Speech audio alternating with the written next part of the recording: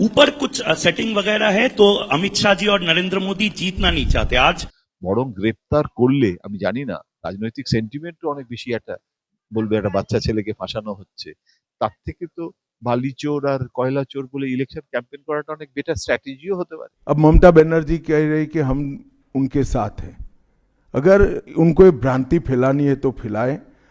কিন্তু সেটিং মানে মোদি মমতা সেটিং, বরং অমিত শাহর একটা কথাতে আমার আপত্তি আছে। উনি বলেছেন যে মমতা বন্দ্যোপাধ্যায় এই সেটিং এর তত্ত্বটা নিজেই কিছুটা যদি রটান আমার কিছু করার নেই। আহ, মমতাও রটান না। মমতা রটালে তাহলে মমতার লাভটা কি? कि इस बार 26 के बंगाल के विधानसभा चुनाव में बंगाल में हमारी सरकार बनेगी, इसका मजबूत आधार भी भारतीय जनता पार्टी के पास है। যেন মনে হচ্ছে মমতা বন্দ্যোপাধ্যায় বিরোধী নেত্রী, আর রাজ্যে মুখ্যমন্ত্রী পদে বসে আছেন নরেন্দ্র মোদী। উনি বারবার আসছেন, মোদী বনাম মমতা লড়াই হচ্ছে। এটা এটা তো একটা বিধানসভা নির্বাচন। মোদী তো আর বিধানসভা নির্বাচনে প্রার্থী হচ্ছেন না। पाया और हमने मुख्य विपक्ष का स्थान प्राप्त किया। आज शुभेंदु जी मेरे साथ यहाँ पर बैठे हैं, वो हमारे प्रतिपक्ष के नेता हैं। শুভেন্দু অধিকারী অত্যন্ত গুরুত্বপূর্ণ নেতা। তিনি 24/7 পরিশ্রম করেন। আমি তো মনে করি যে তিনি কখনোই অলস নন। কিন্তু আবার পাশাপাশি আরো 2-3 জন নেতা আছেন, সুকান্ত বাবু আছেন, শ্রমিক ভট্টাচার্য, তাকে দলের সভাপতি করা হয়েছে, তিনি বুদ্ধিমান, তার একটা শহুরে ভাবমূর্তি আছে, মাস্টারমশাই ছিলেন, সব মিলিয়ে একটা।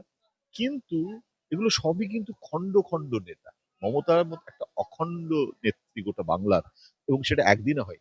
1984 সালে সোমনাথ চ্যাটার্জিকে হারানোর পর থেকে ধীরে ধীরে ধীরে ধীরে সবাই দিতে হয়েছে। और 26 में हम निश्चित रूप से प्रचंड बहुमत के साथ भारतीय जनता पार्टी की सरकार बनाने वाले हैं। যে মমতা বন্দ্যোপাধ্যায় সংখ্যাগরিষ্ঠতা নিয়ে 2026-এ ক্ষমতায় আসছেন, আমি বিস্মিত হব না যে বিজেপির দাবি ভ্রান্ত প্রমাণিত করে মমতা বন্দ্যোপাধ্যায় যদি 200-র বেশি আসন পায়। ममता जी के पास से और कोई अपेक्षा रख नहीं सकते। उनके खिलाफ जजमेंट आएगा तो जुडिशरी बीजेपी की है, इलेक्शन कमीशन घुसपैठिया हटाएगा, एसआईआर लाएगा तो इलेक्शन कमीशन बीजेपी का है। वो हारने के बाद शायद ऐसा कही कि मेरे कार्यकर्ता ही बीजेपी में चले गए। যে এখন উল্টে তো এই যে 90 বছরের কোনো বৃদ্ধা যে কাঁদছে, সেটা তো আর মমতা বন্দ্যোপাধ্যায়ের সেটিং নয়। এখন তো উল্টো হয়ে গেছে গোটা জিনিসটা। এবং এই যে এসআইআর থেকে শুরু করে প্রত্যেকটা ইস্যু কিভাবে বুমেরাং হচ্ছে। বিহারেও তো এসআইআর হয়েছিল। मैं पूछना चाहता हूं तृणमूल कांग्रेस की सरकार को, जमीन देने में क्या डर है? कि आपकी कोई रिस्पॉन्सिबिलिटी नहीं है या आप घुसपैठ होने देना चाहते हो? এই যে অমিত শাহ যেটা বলছেন না, যে জমি দেয়া হচ্ছে না, এটা কিন্তু অমিত শাহর বক্তব্য। আমি পাল্টা বক্তব্যটাও আমি জানি বলে বলছি, কারণ আমি এটা মমতা বন্দ্যোপাধ্যায়কে জিজ্ঞাসাও করেছিলাম যে এটা তো আজকে অমিত শাহ প্রথম বলছেন তা নয়। এবং অনেক ক্ষেত্রে জমি দেওয়াও হয়েছে, এবং জমি দিতে গেলে কেন্দ্রকে তার একটা কম্পেনসেশন বা ক্ষতিপূরণ দেয়া কথা থাকে। বহু ক্ষেত্রে সেই ক্ষতিপূরণ না পাওয়ার জন্য রাজ্য সরকার চিঠি দিয়ে জানিয়েছে। সুতরাং অমিত শাহ এখনো পর্যন্ত কোনোদিন মমতা বন্দ্যোপাধ্যায়ের সঙ্গে এই বিষয়টা নিয়ে বৈঠক করার জন্য কোনো আমন্ত্রণ জানিয়েছেন? কেন্দ্র কিন্তু কখনো রাজ্যের সাথে এটা নিয়ে, মমতা বন্দ্যোপাধ্যায় তো এখানে সব। तो भाई किसी भी कारण से मंदिर बनाते ही इसका स्वागत करता हूं, मगर बहुत देरी कर दी है उन्होंने।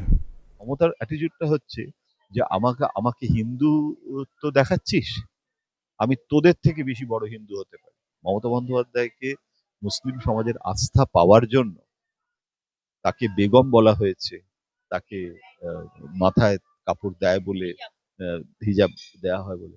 এখন কিন্তু বিজেপি বেগম আর বলছে না, মমতা হিজাবের আলোচনাটা করছে না, উল্টে তাতে হিতে। তার কারণটা হচ্ছে যে মমতা এত বেশি নিজেকে হিন্দু ধর্মের সাথে অ্যাসোসিয়েটেড করে ফেলেছে। রাজ্যে অমিত শাহ এসেছেন, তিনি দাবি করছেন যে আমরা 195টা সিট নিয়ে ক্ষমতায় আসবো, এরকমটাই বলছেন। 2/3 মেজরিটি তিনি বলছেন এই মুহূর্তে দাঁড়িয়ে। কিন্তু অমিত শাহর মন্তব্য এবং অমিত শাহর অনুপ্রবেশকারী মন্তব্য আমরা বারবার শুনে এসেছি, 21-এও শুনে এসেছি। আমার সঙ্গে রয়েছেন রাজনৈতিক বিশ্লেষক জয়ন্ত ঘোষাল, বিশিষ্ট সাংবাদিক। কথা বলবো স্যারের সাথে। স্যার, কি বলবেন? অমিত শাহ কোন দলের নেতা? বিজেপির তো। তৃণমূল কংগ্রেসের তিনি সর্বভারতীয় নেতা নন। তাহলে বিজেপির যদি শীর্ষ নেতা অমিত শাহ কলকাতায় আসেন এবং 2026-এর বিধানসভা নির্বাচনের আগে তার লক্ষ্য বা কাজ কি হবে? তার কাজ হবে কিভাবে মমতা সরকারকে তথা তৃণমূল শাসক দল হিসেবে এই যে 15টা বছর তারা আছে কিভাবে উৎখাত করা যায়। এবং অমিত শাহ পার্টি প্রেসিডেন্ট যিনিই হন না কেন, আমরা সবাই জানি যে নরেন্দ্র মোদীর প্রধান সেনাপতি হলেন অমিত শাহ। আমি বলতাম যে নরেন্দ্র মোদী যদি সিইও হয় তাহলে সিওও, চিফ অপারেটিং অফিসার হচ্ছেন অমিত শাহ। সেই অমিত শাহ এত বছর ধরে দেখছি ওকে, আমি তো আজ দেখছি না। যখন লালকৃষ্ণ আডবাণী গুজরাটের সংসদ সদস্য, তখন যখন ওনার সঙ্গে যেতাম তখন থেকে আমার অমিত শাহর সঙ্গে পরিচয়। অমিত শাহর জীবনেও কিন্তু অমিত শাহ ধাপে ধাপে ধাপে কোথা থেকে কোথায় নিজেকে নিয়ে এসেছে, কোনো সন্দেহ নেই। এবং ওনার মধ্যে কিন্তু সামদাম দণ্ডভেদ, যেটাকে কৌটিল্যের নীতি বলা হয়, কথায় কথায় কাউকে কৌটিল্য বলাটা এখন আজকাল একটা ফ্যাশন হয়ে দাঁড়িয়েছে। এই জন্য আমি ওনাকে ভারতের কৌটিল্য, হ্যাঁ, কতবার কতজন কৌটিল্য হবে, কখনো নরসিংহ রাও কৌটিল্য, কখনো প্রণব মুখোপাধ্যায় কৌটিল্য বলছি না, কিন্তু কৌশলগত স্ট্র্যাটেজি সেটা রচনা করা, এটা অমিত শাহই করে। পশ্চিমবঙ্গে সাংবাদিক বৈঠক করে তিনি বলেছেন, এবারে সর্বশেষ সংবাদ সাংবাদিক বৈঠক, সেখানে তিনি বলেছেন যে আমাদের 3 থেকে 77, এটা একটা কনসিস্টেন্ট গ্রোথ বিজেপি, কোনো সন্দেহ নেই, উনি সত্যি কথা বলেছেন। এবং এই যে ওনার শ্রীবৃদ্ধিটা সেটাকে আরো এগিয়ে নিয়ে যাওয়া, শতকরা মানে বিজেপির ভোট ব্যাংক বাড়ানো, এগুলো লক্ষ্য।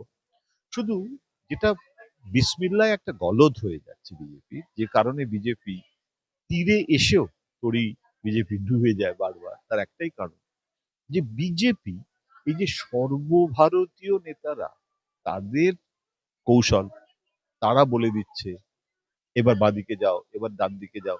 এটা অনেকটা না গাড়িতে যেরকম আজকাল ওই একটা ভদ্রমহিলা মানে রেকর্ডেড ভয়েসে বলেন না, টেক লেফট, টেক রাইট। আমার মাঝে মাঝে মনে হয় বিজেপির শীর্ষ নেতৃত্বের রণকৌশলের নির্দেশাবলীটা, মানে রাজ্য বিজেপি, মমতা বন্দ্যোপাধ্যায় কিন্তু একজন ইন্ডিজেনাস লিডার। ভালো লাগুক খারাপ লাগুক, তিনি কিন্তু এই যে হিন্দু যে কার্ডটা, আচ্ছা হিন্দুত্বের কার্ড সবাই বলছে যে মমতা বন্দ্যোপাধ্যায় এবং অমিত শাহ কিন্তু দুর্গা মন্দিরই হোক আর মহাকালের মন্দির হোক সেটা বিরোধিতা করেন, বরং বলেছেন ভালো, তো যদি মন্দির হয় তাহলে ভালো। তার মানে মমতার মন্দির স্থাপনা বিরোধিতা কিন্তু অমিত শাহ করছেন না। কি করে করবেন? বিজেপি তো মন্দির করার পক্ষে। সেখানে যদি আজকে বিজেপি রাজ্য নেতারা বলে কেন মন্দির, বলে বিরোধিতা রাজনীতি শুরু করে, তাহলে তো উল্টাপার জায়গা।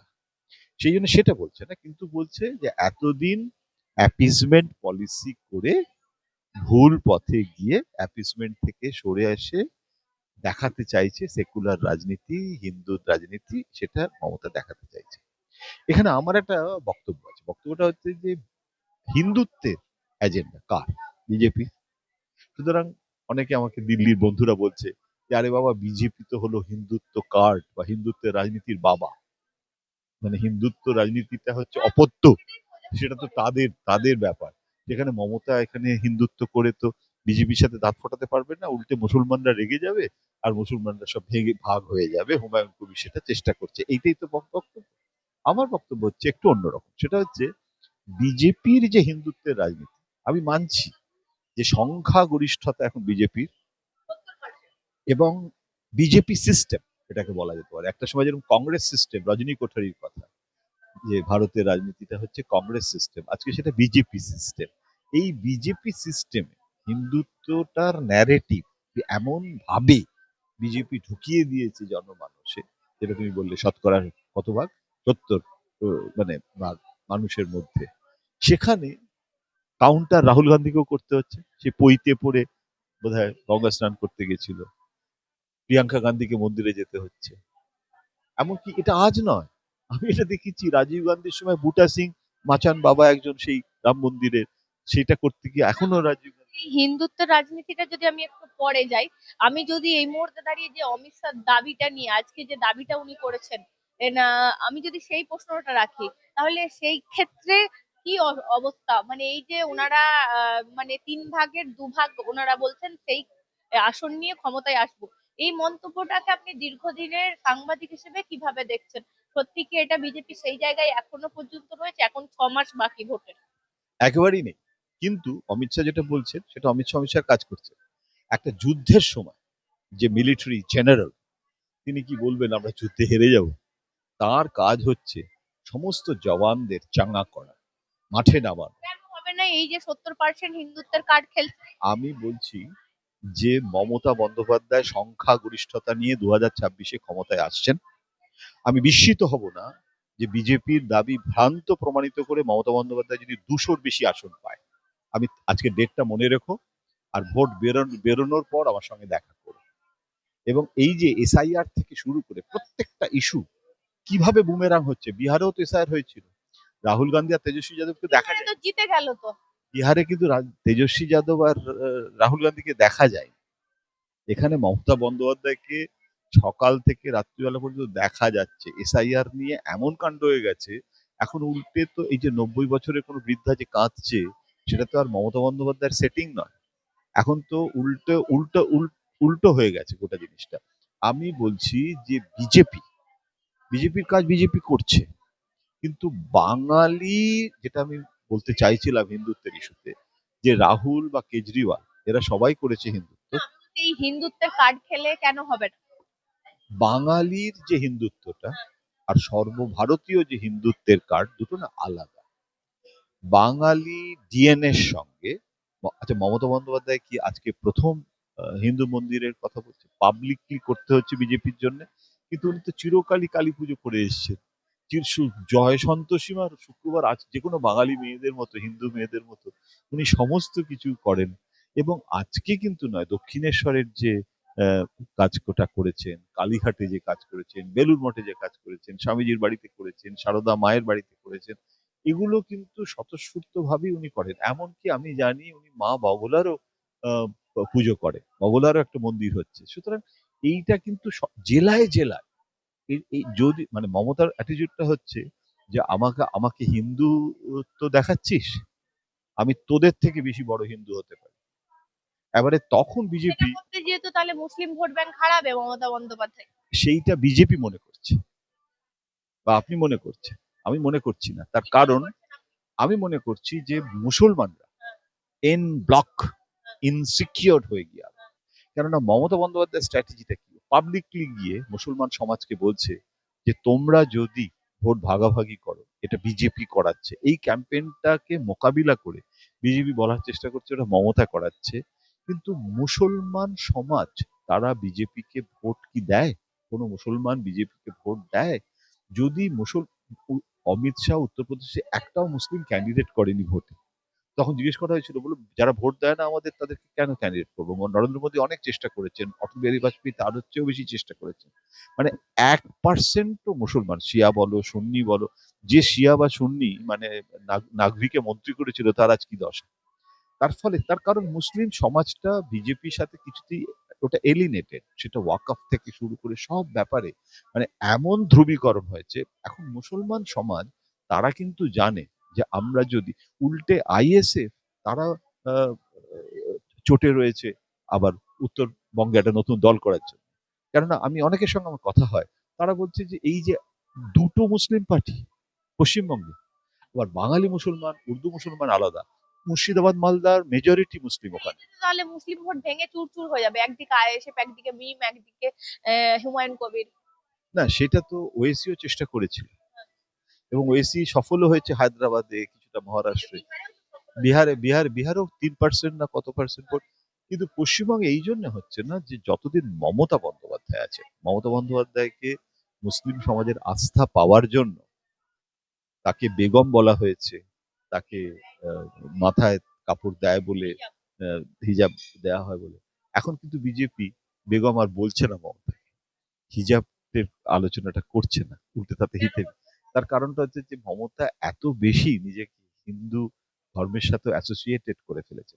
আজকে যখন দুর্গা অঙ্গন হলো, তখন তো সেখানে রামকৃষ্ণ মিশনের সাধুরা বসে আছেন, মানে স্বামী বিবেকানন্দের বাড়ির যিনি প্রধান সন্ন্যাসী, তারপরে কামারপুকুর, জয়রামবাটি। আরেকটা বিষয় আলোচনা করি। এই যেটা অমিত শাহ বললেন, এই যে অনুপ্রবেশকারী ইস্যুতে, যে আমরা কাউকে রাখবো না এখানে, ঘুষপেটিয়া কাউকে রাখবো না, সবাইকে পুশ ব্যাক করে দেবো। আমি বলছি, তিনি সেক্ষেত্রে বলছে এমন কোন রাজ্য সরকার দেখাতে পারবেন যে রাজ্য সরকার আর এই জমি দিচ্ছে না? এরকম তো রাজ্য সরকার দেখাতে পারবেন না, শুধুমাত্র পশ্চিমবঙ্গে। আমি বলছি, যদি পশ্চিমবঙ্গে সরকার জমি না দেয়, তাহলে কেন স্বরাষ্ট্রমন্ত্রক কি জোর করে নিতে পারে না? আপনার কি মনে হয়, এদের এখতিয়ার নেই, ক্ষমতা নেই? নিশ্চয়ই নিতে পারে, সরাসরি নিশ্চয়ই নিতে পারে।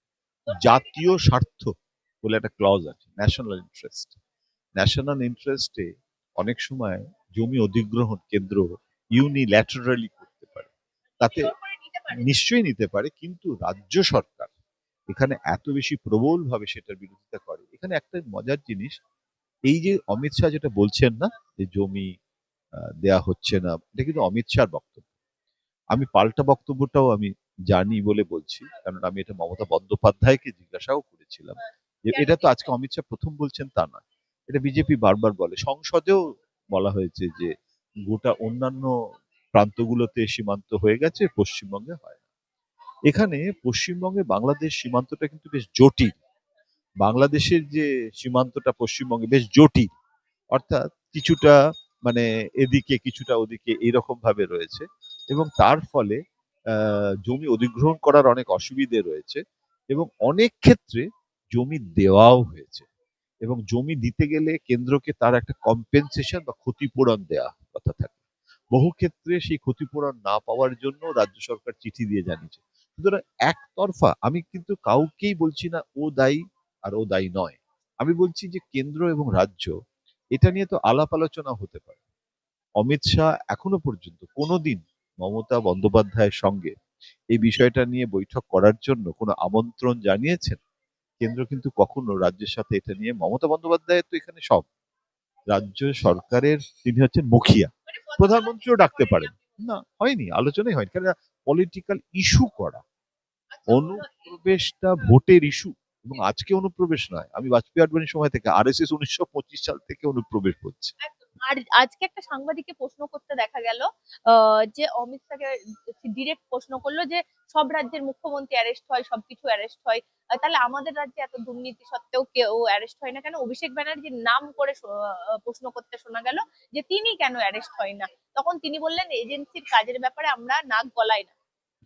না, অমিত শাহ তো জবাবটা দিয়েই দিয়েছে। যদি আজকে অভিষেক বন্দ্যোপাধ্যায়, এটা তো আদালতেরও বিচারাধীন রয়েছে, আমি মনে করি এই একটা ব্যাপারে অমিত শাহর সঙ্গে আমি সম্পূর্ণ একমত, যে নরেন্দ্র মোদী বা অমিত শাহ সেটিং করে মমতা বন্দ্যোপাধ্যায়ের সঙ্গে একটা বোঝাপড়া করে চলবেন, এটা হতেই পারে না। এটা অমিত শাহ মতো সেটিং এর রাজনীতিতে বিশ্বাস একদম বিশ্বাস করি না, কারণ বিজেপি সুযোগ পেলেই, কারণ এটা অটল বিহারী বাজপেয়ী আমায় বলেছিল যে আমার দুঃখ যে আমি এখানে পশ্চিমবঙ্গে কিছু করতে পারছি না, শ্যামাপ্রসাদ মুখার্জি স্টেট, আমি তার সেক্রেটারি ছিলাম, এবং আজও আমাকে অমিত শাহ নিজে বলেছিলেন যে আমরা প্যান ইন্ডিয়ান পার্টি হতে চাই। কি করে হব যদি আমরা দক্ষিণ আর পূর্ব এইটাতে জয় করতে পারি, শুধু হিন্দি বলার পার্টি হয়ে থাকতে চাই না? তাহলে এটা তো তাদের আনফিনিশড এজেন্ডা রে বাবা। মমতার সাথে সেটিং করে তারা পশ্চিমবঙ্গটাকে জেতার সুযোগ থাকলেও, এবং তারা মানে গ্রেপ্তারের সমস্ত তথ্য থাকলেও, আর গ্রেপ্তার করেনি তা তো নয়, অভিষেককে গ্রেপ্তার করেনি, কিন্তু কম নেতার কাকে কাকে গ্রেপ্তার করেছে তার বিরাট তালিকা। কিন্তু যদি সেটা প্রমাণ না থাকে, অমিত শাহ তো এনফোর্সমেন্ট নয়। যদি অমিত শাহ বলেন, আমি তর্কের খাতিরে ধরছি, অমিত শাহ ফোন করে বললেন যে অ্যারেস্ট করো, এবারে এনফোর্সমেন্ট বলবে যে আমার কাছে যথেষ্ট প্রমাণ নেই। যদি প্রমাণ থাকে হাতে নাতে, তাহলে অভিষেককে ধরবে না। আর এটা ক্যাম্পেইন যতটা হয়, মানে আমি বরং গ্রেপ্তার করলে, আমি জানি না রাজনৈতিক সেন্টিমেন্টও অনেক বেশি, একটা বলবে একটা বাচ্চা ছেলেকে ফাঁসানো হচ্ছে, তার থেকে তো বালি চোর আর কয়লা চোর বলে ইলেকশন ক্যাম্পেইন করাটা অনেক বেটার স্ট্র্যাটেজিও হতে পারে। কিন্তু সেটিং, মানে মোদি মমতা সেটিং, বরং অমিত শাহর একটা কথাতে আমার আপত্তি আছে, উনি বলেছেন যে মমতা বন্দ্যোপাধ্যায় এই সেটিং এর তত্ত্বটা নিজেই কিছুটা যদি রটান, আমার কিছু করার নেই। মমতাও রটান না, মমতা রটালে তাহলে মমতা লাভটা কি?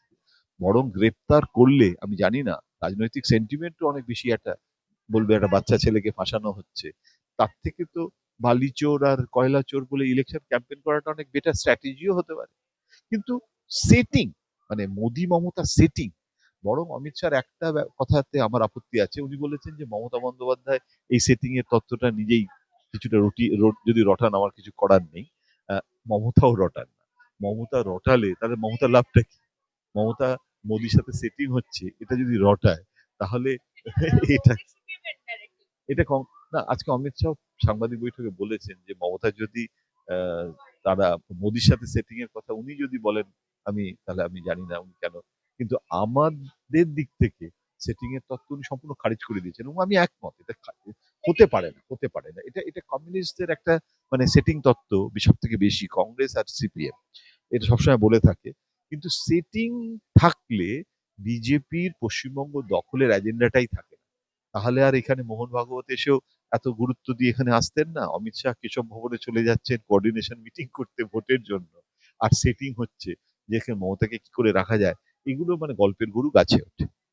আরে আর একটা বিষয়, তার মানে এই যে দেখা যাচ্ছে পরপর সর্বভারতীয় নেতারা, বিজেপির নেতারা এখানে আসছেন, এবারে আসা শুরু হয়ে গেছে। এবার 6 মাস ধরে আসবেন ওনারা, মিটিং মিছিল করবেন, সমস্ত কিছু করবেন। সেক্ষেত্রে আপনি বিজেপির এই মুহূর্তে দাঁড়িয়ে কি দেখছেন, ভবিষ্যৎ কি দেখছেন? তারা যেভাবে হয় এভার নয় নেভার, তারা যেটা বলছেন।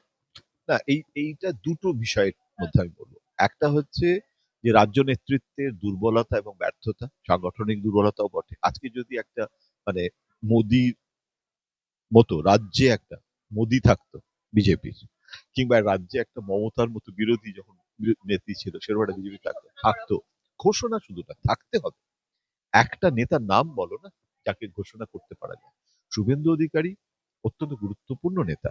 তিনি 24/7 পরিশ্রম করেন। আমি তো মনে করি যে তিনি কখনোই অলস নন। কিন্তু আবার পাশাপাশি আরো 2-3 জন নেতা আছেন, সুকান্ত বাবু আছেন, শ্রমিক ভট্টাচার্য, তাকে দলের সভাপতি করা হয়েছে, তিনি বুদ্ধিমান, তার একটা শহুরে ভাবমূর্তি আছে, মাস্টার মশাই ছিলেন, সব মিলিয়ে একটা। কিন্তু এগুলো সবই কিন্তু খণ্ড খণ্ড নেতা। মমতার মতো একটা অখণ্ড নেত্রী গোটা বাংলার, এবং সেটা একদিনে হয়। 1984 সালে সোমনাথ চ্যাটার্জিকে হারানোর পর থেকে ধীরে ধীরে ধীরে ধীরে সবাই দিতে হয়েছে। বলছি, যেমন আপনি এদেরকে যেমন ব্যাখ্যা করলেন, ঠিক তেমনই মমতা বন্দ্যোপাধ্যায়কে কোনোদিন জিজ্ঞাসা করেননি, দিদি এত দুর্নীতি এত কিছু কি করে হলো, আপনি তো এগুলোকে সমর্থন করেননি, তাহলে কি করে এরা করলো? এই তৃণমূলের সাথে চোর চোর শব্দের ট্যাগটা কি করে জড়িয়ে গেল? না, সেটা তো বিজেপির ন্যারেটিভ। মানে বিজেপির আপনি কি কথা বলেছেন মমতা ব্যানার্জির সাথে এই বিষয়ে? আমি সেটা তো আমি আহ, কথা বলার কোনো প্রশ্নই উঠছে না, কারণ এটা তো ব্যক্তিগত আলাপচারিতার বিষয় নয়। কিন্তু পার্টিগত বিষয় আমি না না না না, পার্টিগত বিষয়ে আমি কখনো এরকম ধরনের এই আলোচনা। ক্যাম্পেইনটা ঠেকাবে কি? এই মানুষ আহ, এটা তো আজকেই ক্যাম্পেইন শুরু হয়নি। পার্থ চট্টোপাধ্যায়কে জেলে পুরে দেওয়ার পরে তো এখন তো সে জামিনে মুক্ত, সেটা তো আদালত মুক্ত করেছে। সুতরাং মানে test of the pudding in it's eating.